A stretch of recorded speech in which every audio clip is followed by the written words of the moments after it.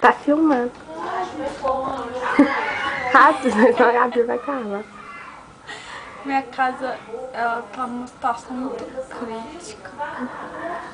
O banheiro tem cimento. Meu quarto tem 2 pisos de cor diferente. Cada roupa toda de madeira massa de 1957. Estacionamento básico.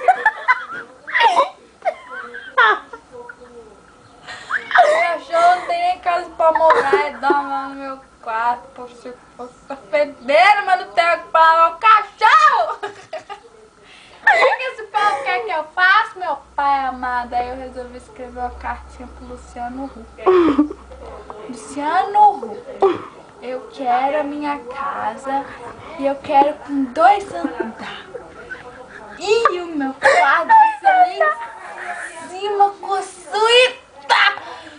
E vai ter um lugar longe. Eu não aguento mais acordar todas as manhãs com os passarinhos do pai cantando na minha cabeça. Tô na cozinha cantando feio.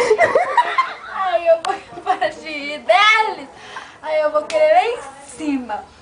Tem os passarinhos bem fechados, sem ar, pra eles morrerem.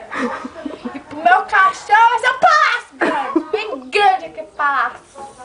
Tá ligado?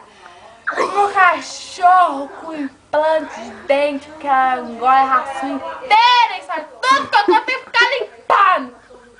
Por favor, se eu não for escrever uma cartinha de 15 metros pra você. Com caneta Big minha falhando. Tchau. Tchau.